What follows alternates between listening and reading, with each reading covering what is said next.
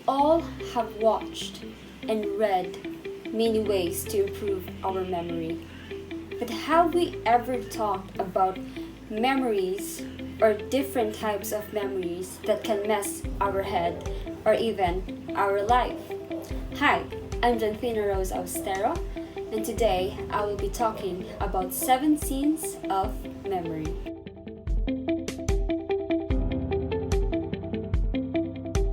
So, according to Daniel Schachter 2001, he identified 7 scenes of memory that can mess up your head and your life.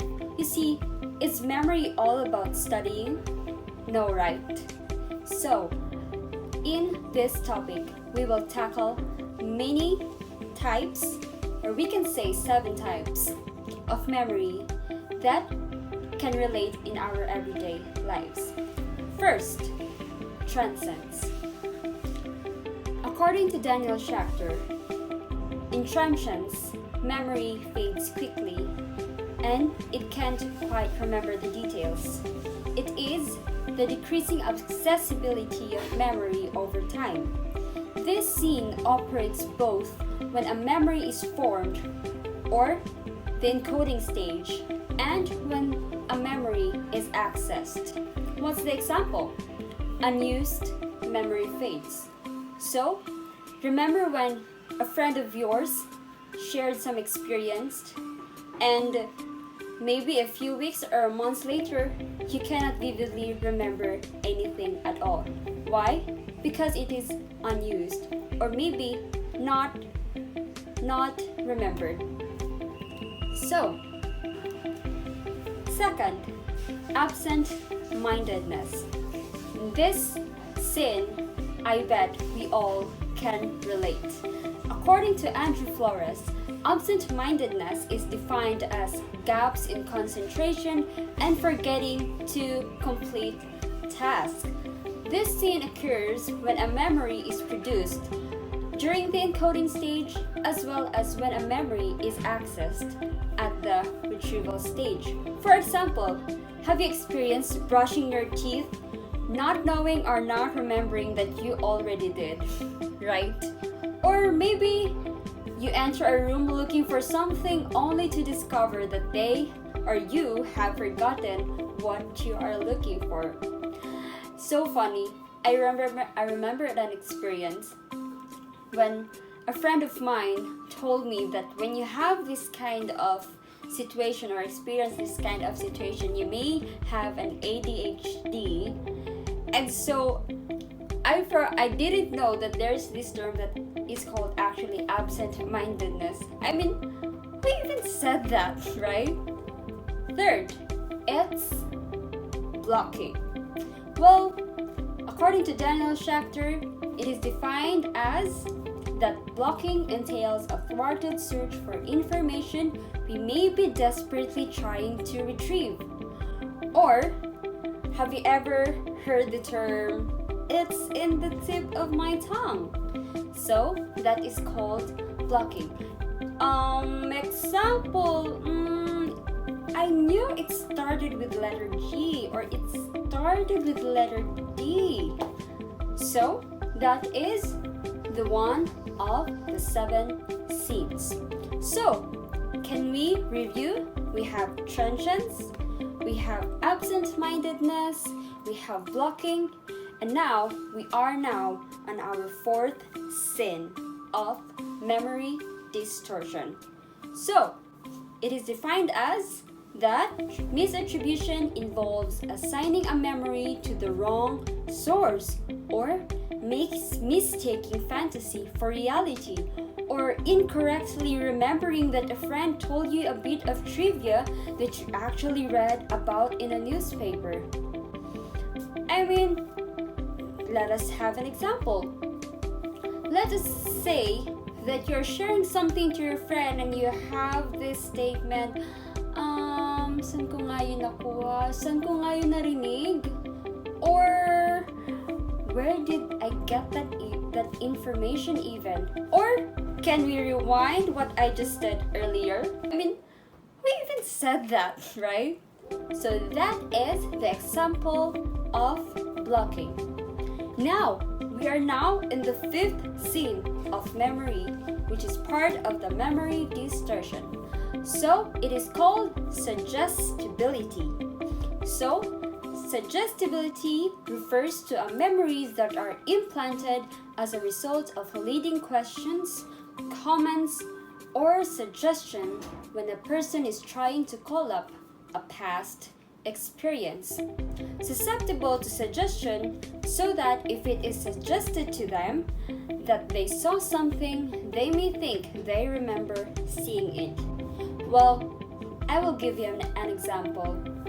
Situation in my house when I tend to clean the room, and not you sometimes do things autonomously, and so when one of my siblings would ask an object, or maybe it has been replaced by the one who cleans it, and even if I can't remember, then I will just say, yeah, maybe I did misplace your thing. Or maybe a friend of yours will tell you, I know you saw that episode, so they think they did. So that is suggestibility. We are now on the sixth part. It is called bias. It is a common problem actually for many of us.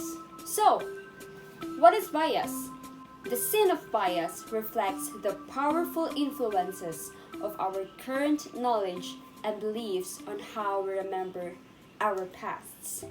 Do you have a girlfriend? Do you have a boyfriend? Or let can say, have you ever had a girlfriend, or have you ever had a boyfriend? Well, I knew a friend who, sharing about her past, she usually, or most of it, she talks about all the negative things that her boyfriend has done, not considering the wrong things she also had done. Why? This is connected to one of the sin of memory, bias, which means biased recall. People who are experiencing chronic pain are more likely to remember pain in the past than was actually there. So, we should be more aware, my friends, and also we should also try to look both sides, especially when we experience these conflicts. Not just when you are in a relationship, but it can also happen to your friends, to your families, or to anyone you interact in your life. And the last one, it is called persistence. What is persistence? Persistence entails repeated recall of disturbing information or events that we would prefer to banish from our minds altogether. It is remembering that we cannot forget, even though we wish that we could. Sometimes remember things as consequential that, in a broad context, are inconsequential. Example: someone with many successes but one notable failure may remember the single failure better than the many successes. It is really saddening in this type of reality that even successful people have committed suicide. Why? Because we have this kind of mentality that we tend to focus on the negative things rather than the good things that we also have done, or maybe the good things other people had done. And when that person committed a mistake, we tend to remember that more rather than the good things he or she had done. So that's it for the 7 memory distortions or 7 scenes of memory that we have tackled. To conclude, what is the problem of this? It is actually awareness. In these problems that we have identified, we learn how important our awareness is. Whatever we are doing, we may be eating, we may be drinking, or we may be studying, or maybe doing a chore, or practicing a skill, or practicing a talent, or talking to a friend, listening to someone. Now we learn that awareness is really important. And we now learn how memory distortion can really affect your life. It may change a history, or it may change a mentality, or it may change or affect also your mental health. So that's it, friends.